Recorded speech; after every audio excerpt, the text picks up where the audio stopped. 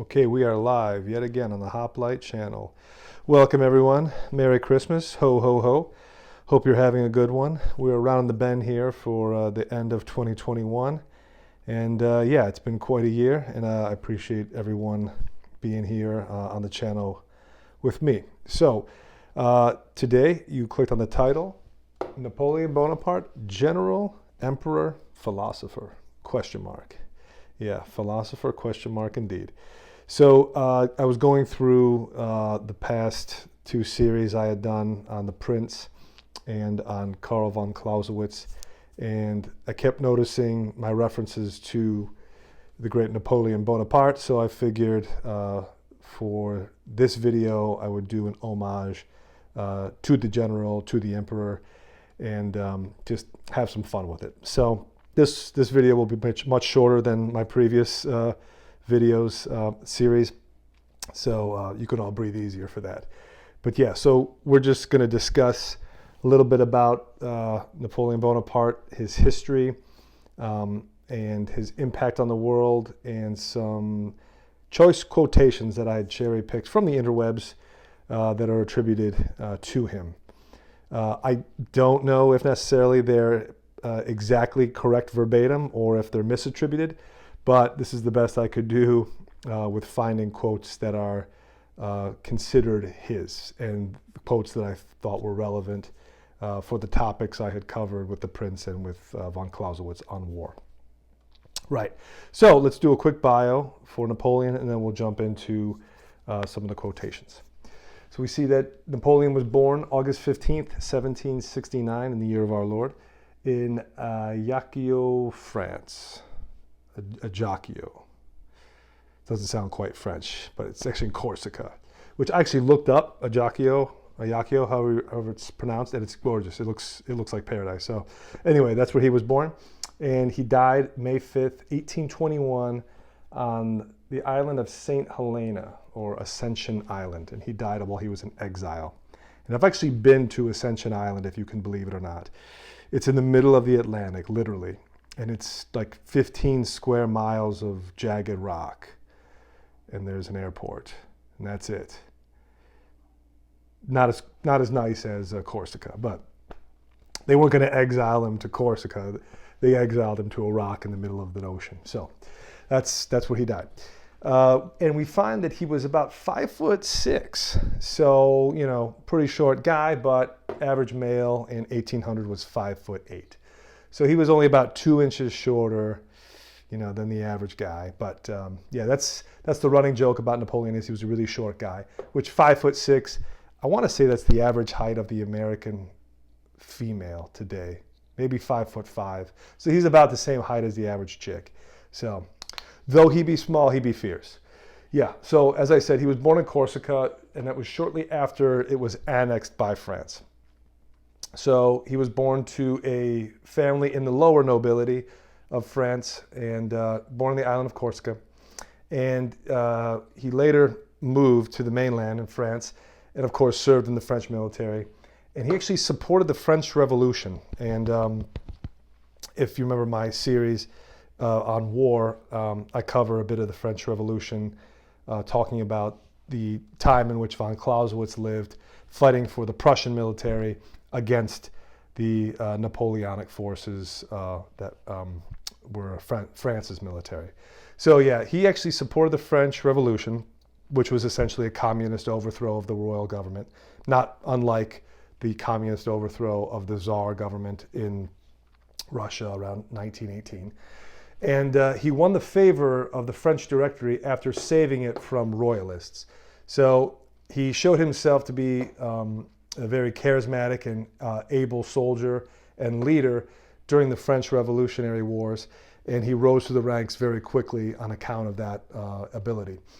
And later, it was determined that he helped engineer, or engineered entirely by himself, the coup of November 1799, and became the first consul of the Republic. So he supports the revolution, and then he supports his own revolution. Yeah, funny how that works.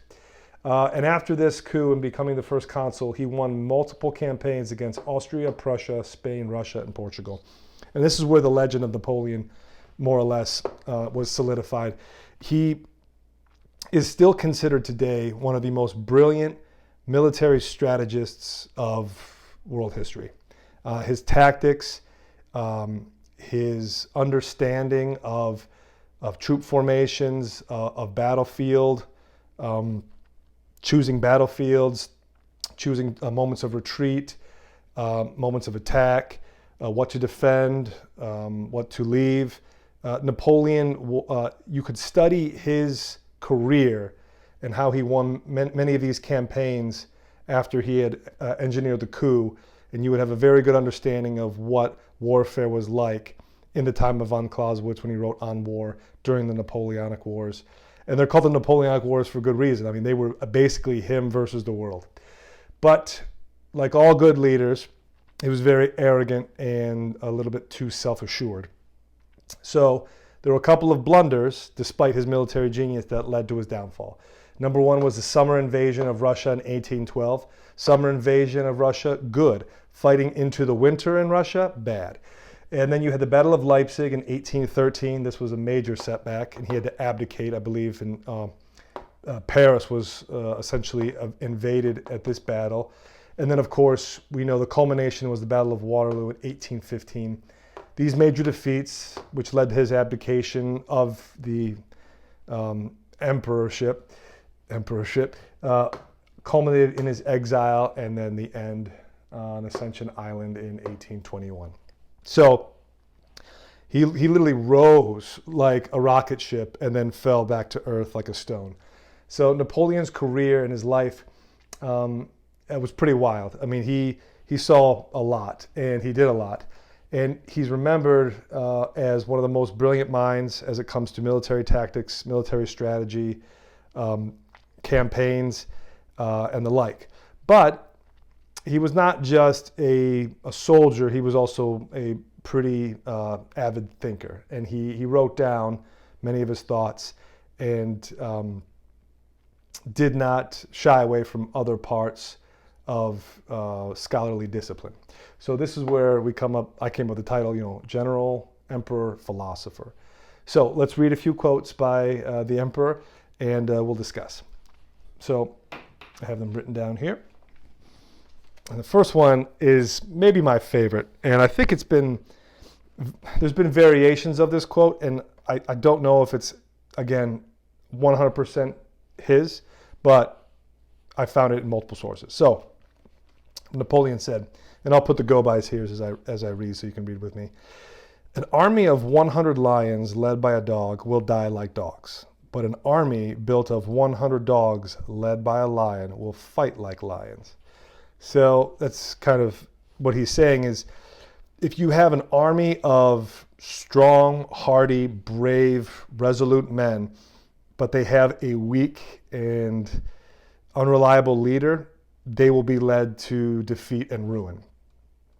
But if you have weak and despondent or disorderly men, but they're led by one lion, one brave person who has vision, who has talent, they will fight like lions along with him. So, I mean, he's essentially saying that armies cannot be built strictly by the troops. You have to build the army from the head down. So your leadership is paramount. And the rank and file soldiers can be whipped into shape so long as the person leading them is someone to look up to. Makes sense to me. Okay, quote number 2. The reason most people fail instead of succeed is they trade what they want most for what they want at the moment. And that one's good too. I like that one a lot. And if I look back on my life and the times I failed or didn't live up to my expectations for myself, I can say that I probably traded what I wanted most or my goal for what I wanted at the moment. And I lost sight of what I wanted down the road because at the moment it was more enticing. So he's saying that, if you want to be general, set your sights on being a general. But if you're a general and you want to be an emperor, you can't just look at life as what you have at the moment. You have to trade what you have at the moment for what you want the most. And Napoleon obviously wanted to be emperor, and other people didn't. he won and then they won. Okay, and number 3, again, I don't know if this is attributed to him 100%, but it's a good one. Maybe it is his. And you probably heard this one pretty recently. Never interrupt your enemy when he is making a mistake. And I think there was probably a quote in Sun Tzu's Art of War that is almost identical. And that's pretty self-evident, is that if your enemy is insisting upon his own unforced errors, just let him make those errors. Better still, make him believe that those errors are detrimental to you and beneficial for him. But don't interrupt him. So don't try to capitalize on your enemy while he makes a mistake. Let him go through those mistakes. And then after he suffers the consequences of them, then you can capitalize. In other words, don't try to mess up a good thing. If your enemy is making mistakes, just let it happen as it happens. And number 4, he said, the world is not ruined by the wickedness of the wicked, but by the weakness of the good. And I think that one is true as well. Wicked people are going to do wicked things. That's why they're wicked. And the world is not ruined by the wicked. That's just their nature. But it's the nature of the good that enables the wicked to do what they want. Good people typically don't try to interfere with other folks' lives. They live and let live, right? It's like, I do good by you, you do good by me, and that's what makes the world go round. Wicked people don't think that way. Wicked people think, well, if I want something you have, I'll just take it. And if you try to get it back, I will harm you. It's Napoleon's quote here saying is that good people enable wicked people because they are weak. In other words, they do not stand up for what is good and cast out the wicked. They do not use righteous vengeance or righteous anger against the wicked because they're good people. He considers this weakness. Some might disagree. Some people might say, well, by being good, you cannot retaliate or seek revenge, otherwise you become wicked, as the wicked are. Napoleon would disagree with this and say, if you're good and you are on the side of truth, you should overthrow the wicked. It's the weakness of the good who fail to do this that the world is ruined. Okay. Machiavelli, what would he say about that? Now, he would probably tell you to be wicked. Anyway, okay, number 5. This one's also good. This one is probably, you've probably seen these on posters and weight rooms. Courage isn't having the strength to go on. It is going on when you don't have the strength. That's good too. Yeah, anybody can go on with strength. It's the courageous person who is literally gassed out, has nothing left in the tank, probably knows they're going to lose, probably knows it's going to be painful or even, fatal, but they go on anyway. And that's courage, is that you go into something or undertake a task knowing you don't have, the strength in the reservoir to do it, but you do it anyway. That's courage. That's fighting a losing battle, but doing it because that's what you set out to do, or it's the right thing to do. That's courage. Going on with the strength to win, that's what you should be doing, and that doesn't take any courage. So, yeah, courage is essentially doing what you have to do, knowing that you probably don't have the energy to do it. Right. Number 6. If you wish to succeed in this world, promise everything, deliver nothing. I thought that one was good because it's totally at odds with the previous quotes. If you want to succeed in this world, promise everything, deliver nothing. That sounds like if politicians went to school and got trained in the art of politicking, that would be their mantra. You will promise everything and you will deliver nothing. And if you do that consistently, you will get reelected and you will go far and you will rob the people blind. Yeah, promise everything, deliver nothing. Right. Because the people always want to hear promises. Once you deliver something, what good are you now? What new promises are you going to make? If you promise and deliver, but not always deliver, or not even deliver half of what you promised, you are still in demand. Tip. Promise everything, deliver nothing. Sure. Number 7. The only way to lead people is to show them a future. A leader is a dealer in hope. That's another good one for the school of politicking. The leader shows people a future, is a dealer in hope. Right, so that goes back to promise everything, deliver nothing. I'm giving you hope. I'm not actually giving you hope. I'm giving you the idea of hope, right? Hope is looking to the future, just imagining how good it will be if certain things happen or if certain things happen to you.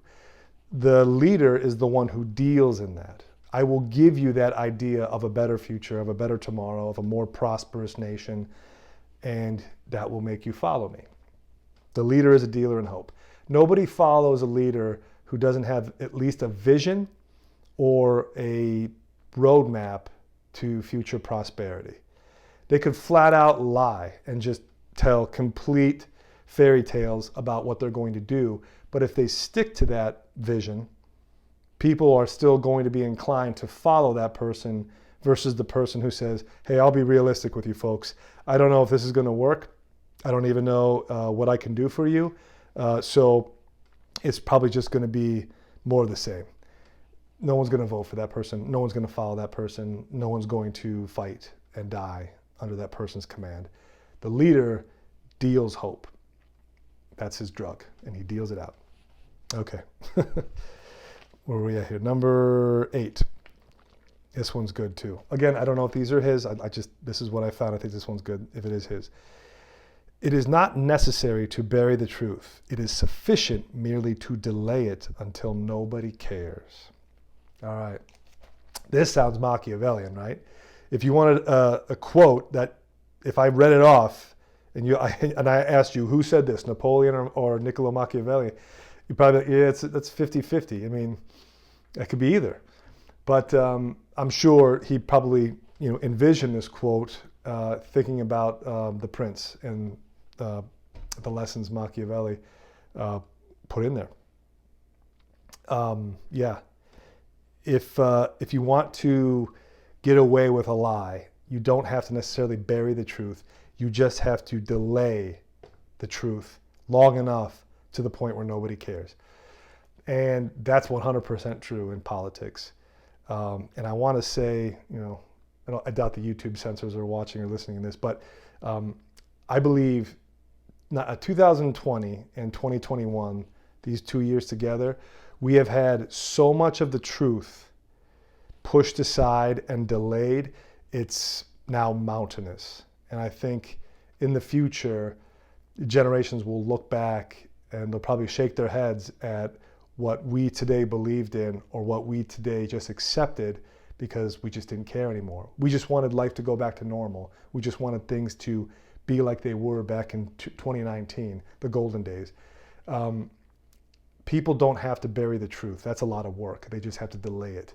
And as time goes by, the masses, because they have the memory of a goldfish, they won't care.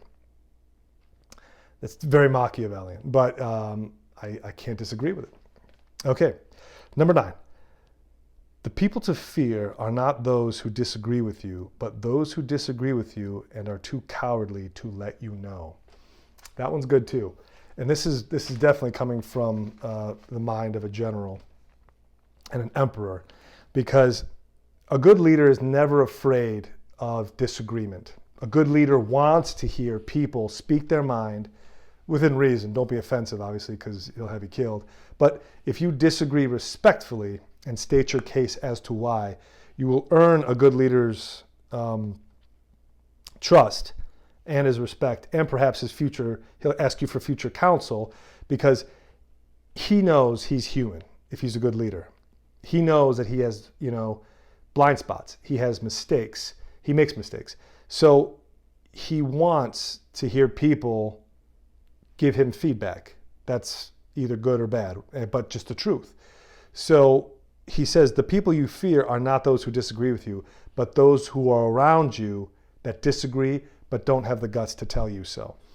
those people will betray you. Those people will let you fail, or just don't have the spine in them to stand up for what they believe in.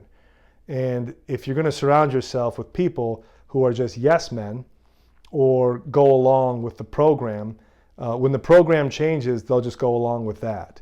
And if you're not in the program, well, that means they'll just go along with whoever's replacing you. So don't fear the person who tells you the truth or disagrees. Fear the person who perhaps disagrees, but just can't bring themselves to articulate it. It's good advice. Oh, that's a great one too. Number 10. In politics, stupidity is not a handicap. Yeah, right. Looking back at 2020 and 2021, maybe we could say that too. People elect stupid people all the damn time. Perhaps more often than we elect genuinely intelligent people. Stupid people we can relate to because we've all been stupid at one time or have done stupid things. But in politics, the primary goal of the person running for any particular office is to have an effect on the majority of the people who are voting. And you don't do that by being smart. You don't do that by being a philosopher in public. You don't do that by confusing people with ideas or theories. Because the average person, number one, probably doesn't have time to listen to that, or number two, doesn't have the gray matter upstairs to even know what the hell you're talking about. So if you're stupid, but you're likable, you are infinitely more electable than the guy who is dry and brilliant. And that's just the way it is. It's no handicap to be a dummy in politics. Now your nation might get destroyed by a nation that has more capable leaders, but in politics, for the sake of that, that realm, stupidity is no handicap. And last, but certainly not least, I thought this was a great quote for the season. Alexander, Caesar, Charlemagne, and I have founded empires.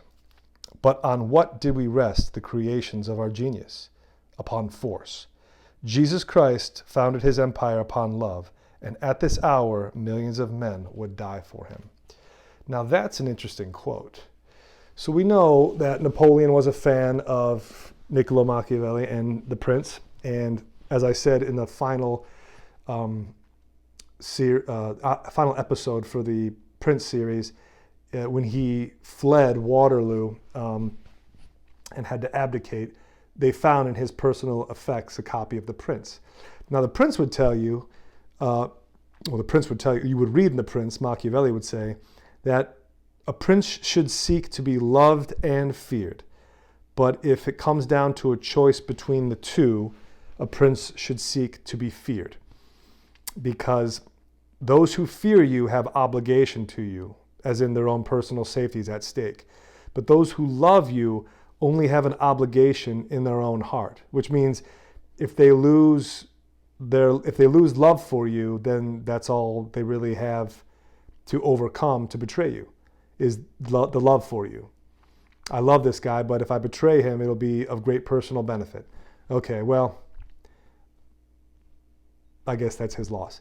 But if he fears you, he'll think twice about that, because if he betrays you, then not only is there no love between the two of you, but he could, face some vengeance, some pain. Napoleon is saying here, well, I look back on my life as an emperor, and Alexander, Caesar, and Charlemagne, me and the boys, we built our empires. But what did these empires rest upon? Our genius, as he puts it. And he's honest. He says force. We built empires because we kicked asses up and down the globe, or across the globe. You can't kick asses up and down the globe unless you go to the poles. Anyway, we kicked ass and we took names, and that's how we founded our empires. But Jesus Christ is known the world around, and he built his empire, his kingdom here on earth based upon love and love alone. And right now, millions of men would die for him. That's powerful.